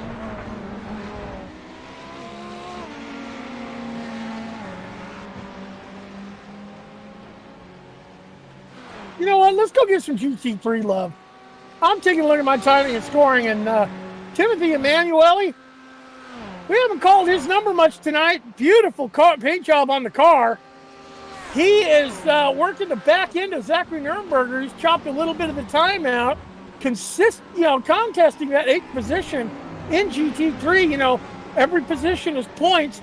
Points go towards championship. These guys, they battling for a position. Looks like Ronnie Osborne getting in between them, looking to pick up the draft and cut down some time to the back end of his teammate, Chris Simard.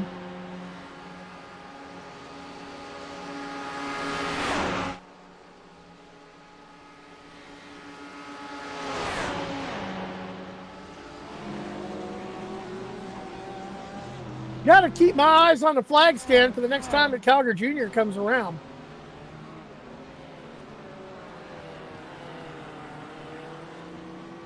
Got to see when Barney decides to start waving that white flag. It may come on this lap. It may come on the next lap.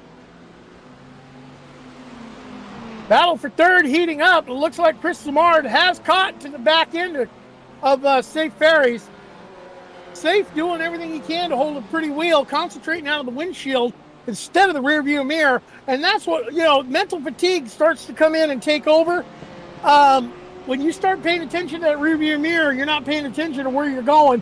You miss your marks. And that's what putting pressure from behind can do.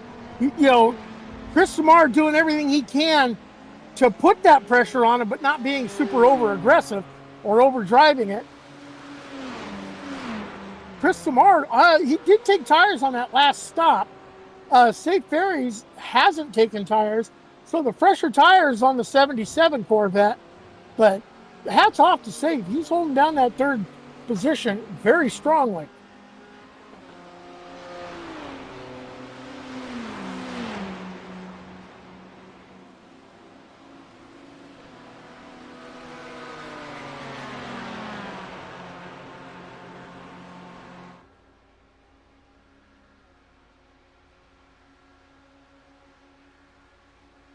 Dave Ferreira.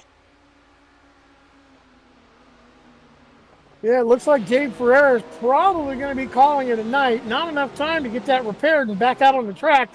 We saw him with an earlier incident where he had to use that fast repair.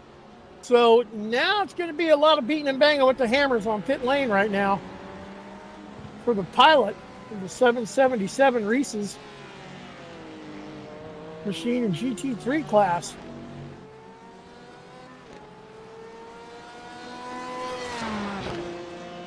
Terry Calgary Jr. bringing it around, passes the flag stand. Heading for the start-finish line. You should see Barney with a white flag in his hand. Or Safe's headed for the bus stop. Where am I? Or Terry's headed for the bus stop right now. He's got to come around. He's going to get the white flag when he comes by.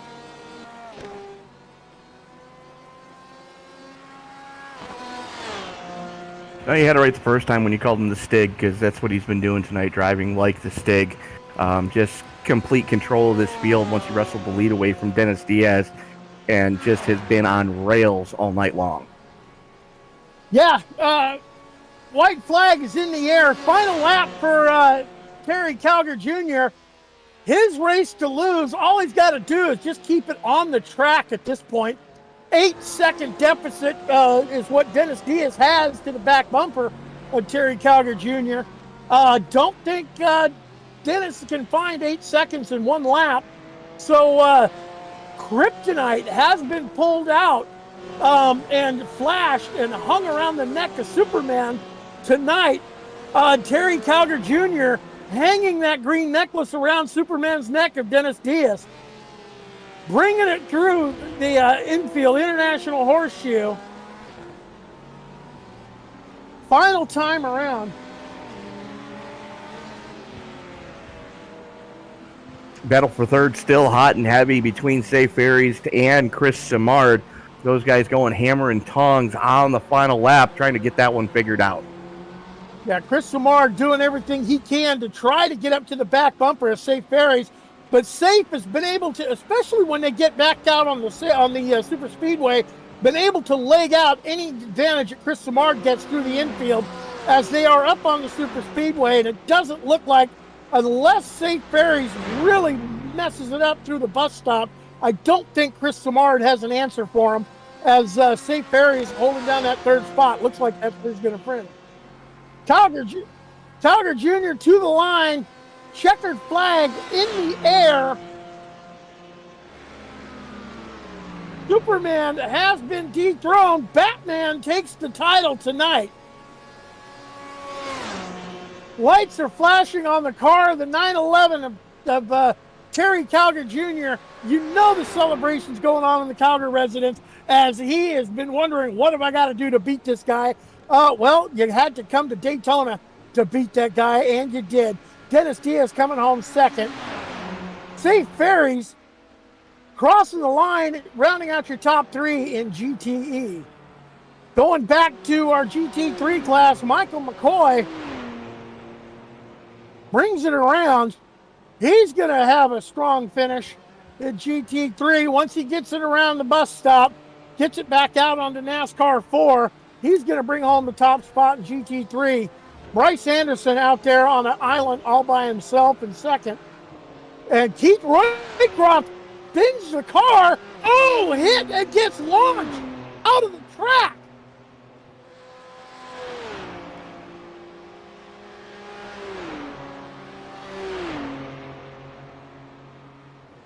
Wow.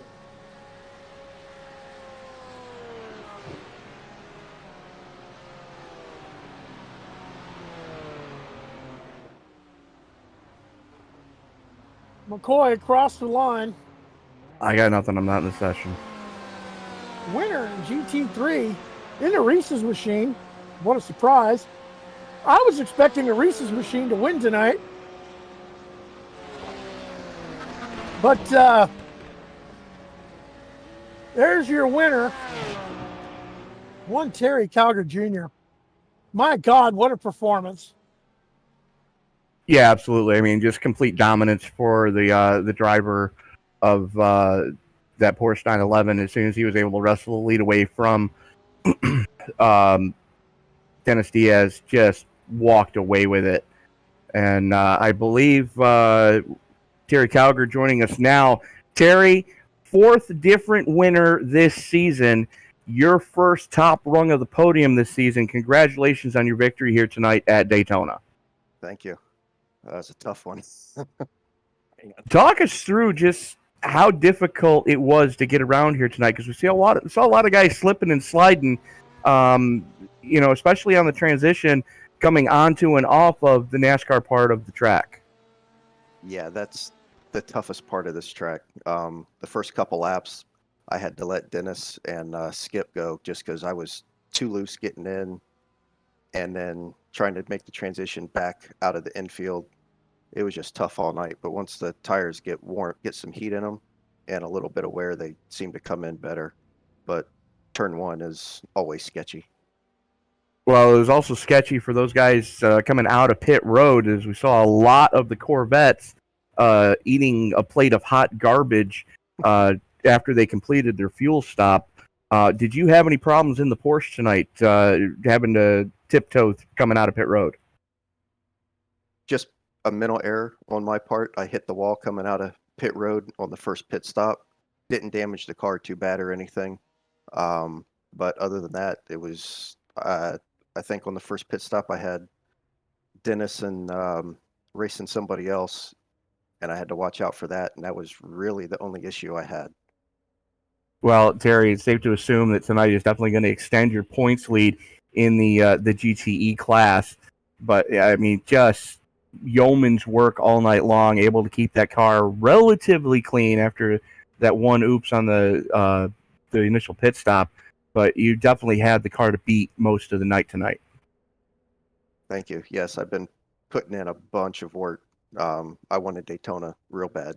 I was trying to go after Sebring, but I made that mistake on the first lap on cold tires, so I had to redeem myself. I couldn't let the other Florida guy, Dennis, take both Florida tracks. All right. So basically, home track win for you here tonight. Is there anybody you want to thank before we let you go celebrate? Mark and the guys that put on the league, they do a great job. Said it before, but Dennis for the help. Him and I talk back and forth during the week, and I get some tips, and that might stop now that I actually got one on it. But and any friends and family that I have watching, and you guys for doing the broadcast. You guys do a great job. All right, Terry Calgar Jr., congratulations on winning Daytona, your first win of the season. Looking forward to seeing what you can do next week. Thank you. So that was our race winner, Terry Calgar Jr., and I believe, Byron, you have our second place finisher for GTE with you now, Mr. Dennis Diaz. Well, you know what? Batman beat Superman tonight. Terry Calgar Jr. went out there and hung kryptonite around the neck of Superman. Oh my God, Dennis Diaz, second place. I saw you caught a slowdown and just weren't able to recover from that. Talk to me about your race. Oh, it was definitely more difficult than the ones before. It was very fun, especially with all the new people. They're pretty quick. So it was always a battle of just keeping it consistent, keeping it nice and clean, mostly. Just setting the pace, and then that slowdown. Yeah, that was a big slowdown. It's like 4 seconds. I barely clipped the grass, and it just gave me 4 seconds. So I lost a lot of time to Terry from there, and also the traffic. He managed it better. So I'm glad. You can't win all of them, but I'm glad Terry got his first win. So at least he's in the winners club now, which he's well deserved. So he's been wondering how to get there. And we were talking during a broadcast, and I wanted to ask you on this. Normally in a technical road course, we see you walk away from it because you run those turns and apexes really neat and clean. But was the super speedway with the draft kind of an equalizer to keep everyone right up on your tail? Yeah, that's the thing about Daytona. You cannot. You have to break away early. If you cannot break away, you're stuck with them behind. Like as you saw at the beginning, I was fighting Paul and Lewis the entire time, Terry as well, fighting with them the entire time.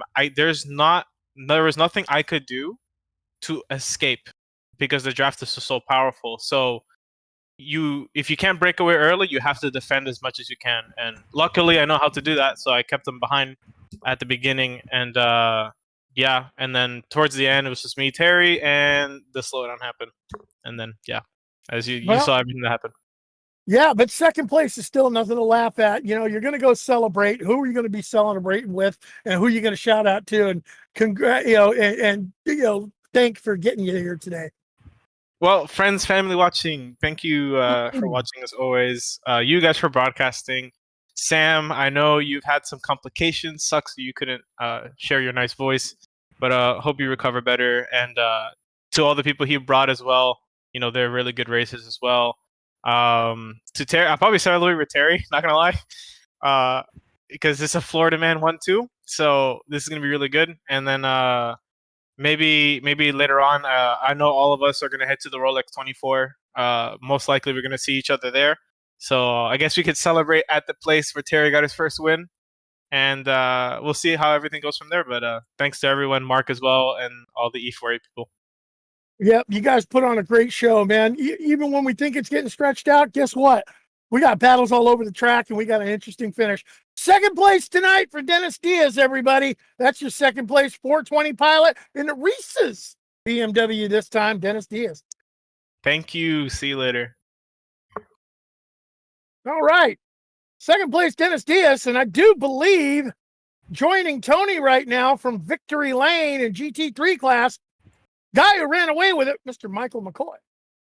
7 wins in 8 races. The only hiccup being Hockenheim. Congratulations on winning here tonight and just running away and kind of stinking up the show in the GT3 class, Mike McCoy. Thanks a lot, guys. I really wanted this win with so much talk and hype about this race in the Discord. And everyone was like so excited about it, and I was really itching to get this one tonight.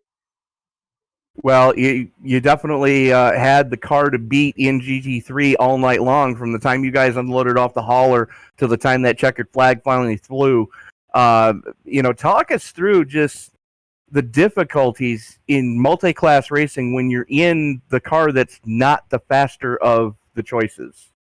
It was pretty difficult, especially here, since like you're flat out most of the lap, and I'm not sure what lap, but midway through the race, and I got stuck in a group of GTE leaders coming through the field, and was trying to like not lose time to Bryce, but still hold my position on track and let those guys by. And I lost a bit of time there, but it's kind of difficult. But we just have to work together just to not hold each other up. So that's what I was kind of looking out for tonight. Well, you definitely were able to, keep the car pointed in the right direction all night long. Completely change of pace next week as we head across the pond to the famed Nürburgring.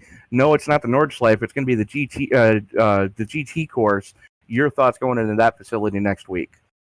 I'm looking forward to it. I'm really familiar with that track. Run a ton of laps there in GT Sport before I got a PC, and then Assetto Corsa and R Factor 2. So I'm pretty familiar with it. I'm looking forward to it. All right. Well, Mike, before we let you go celebrate with the rest of your team, is there anybody you want to thank? Just the usual suspects: my wife, my son, my sister and niece, and great niece up in Jersey who watches every week on the YouTube broadcast. And you guys are putting together a great broadcast that I can share with my family. And then Mark and all the guys, Zach, that put together this league and the show together every week. All right. Again, congratulations on your 7th win in 8 races. Looking forward to seeing what you can do in Germany next week. Appreciate it, Tony. Byron, have a good night. All right. That's your winner, GT3 class. Getting used to talking to them every weekend, week in and week out. But second place, GT3 out there on an island, ran a very quiet race and just held down that second spot pretty much the whole night. Mr. Bryce Anderson, tell me about your experience here at the International Speedway in Daytona. I think you summed it up pretty accurately. Quiet. I had a decent first half of the first lap, and got a slowdown, and decided to try and bleed the slowdown penalty out in T1. And I'm sure you guys noticed that didn't work. I had to park it. So I wasn't able to keep up with Mike. I think if I hadn't have done that, I wouldn't have been able to stay in his tow, and the race may have been a little bit more interesting. But I got put out on an island, and that's where I stayed for the remaining 99 minutes of the race. Yeah, but you know what? You did it. Mental fatigue didn't take over. You did what I've been preaching in every broadcast. You don't got to be the fastest lap out there. You got to be the most consistent, and that's what you did. Putting in a great showing. Second place. Moving on to Germany next week. What's your thoughts going into that one? I'm contemplating going over to the GTE class for that race. I ran GTE last season, and I kind of missed the racing.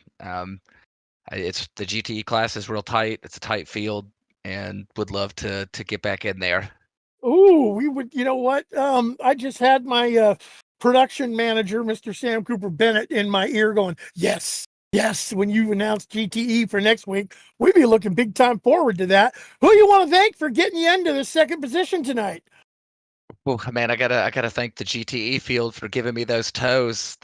We found out in the race that the GT3 class was just as fast as the GTE when you get a tow. So I gotta thank my Pony Express teammates for giving me a tow and trying to keep me in it and pull me up to Mike. Yeah, well, you know what? We noticed that the GT3s looked like they were a little more nimble in that infield section around the tight corners. But yeah, that tow, we were talking about it in the broadcast. It was a big difference once you got up under the high banks on the super speedway. Oh yeah, it was definitely noticeable. Yeah, well, hey, Everyone, that is your second place finisher in GT3 class tonight, Mr. Bryce Anderson, who just made a big bombshell announcement and being well received, moving to GTE for next week, Hockenheim. Or Nürburgring, sorry. Yeah, they already ran Hockenheim, bud. Yeah, I know. Well, you know, yeah. But yeah, anyway. Exactly. Anyways, awesome night all night long, and the guy that really impressed everybody all night long, ESPN driver of the night. I believe you got him now, Byron. Louis Cologne. You know what? You made a debut here in Endurance for Amateurs tonight. We decided we needed to talk to you because you were running great with the leaders, tracking them down, giving us some great material to talk about in the broadcast. Even when you had the adversity, when you guys all tangled 4 or 5 wide going into turn 1, knock you a lap down, you still fought your way back up in that field, man. Tell me about your race and your experience at Daytona with these guys. It was good. I wish that I didn't get the damage that I did. But I definitely had a fun time considering that this was my first time driving a GTE in probably 6 or 7 months. Oh my God. Well, if this is your first time in a GTE in 6 or 7 months, tell Superman, look out. You got a pocket full of kryptonite heading up for him. We're going next week to Nürburgring. Are you going to join us in a GTE car next week? Yeah, I'll be there for sure. 100%. Oh man, we're looking forward to it. Normally, we don't award these very often. We don't call people up and say ESPN driver of the night without seeing a driver just put on a display that really caught our attention during the broadcast. We wanted to call you up and we wanted to give you that award and say, welcome to Endurance for Amateurs, and one hell of an impressive run from you out there tonight. Thank you very much.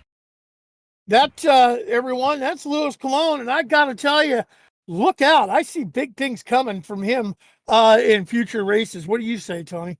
100%. Definitely going to be one to contend with once he gets his legs back underneath him. As you know as well as I do, you can get a little rusty when you don't drive a car for a while, and you got to remember the chips, the little tricks and nuances that you were successful with previously. But let's take a quick rundown of the finishing order in the GTE class. Terry Calger Jr. getting his first win of the season and stopping the 5-peat from Dennis Diaz, who comes home in second. Safe Ferries bringing home a third-place finish. His teammate Chris Simard right behind him in fourth, and another teammate right behind him in fifth, as Simard and Osmer, 2 infiltrators from the Sim Racers Edge IndyCar Series, putting them in the top 5 here tonight. Mark Dillon Jr. coming home in 6th. 7th going to Eric Lambert. 8th goes to Christopher Craig. Brad Combs in 9th. Louis Cologne, who we just heard from, coming home in 10th. 11 go to Cody Atkins. Paul Skip in 12th. And Chris Walker finishing 13th in class. 26th overall after having some issues.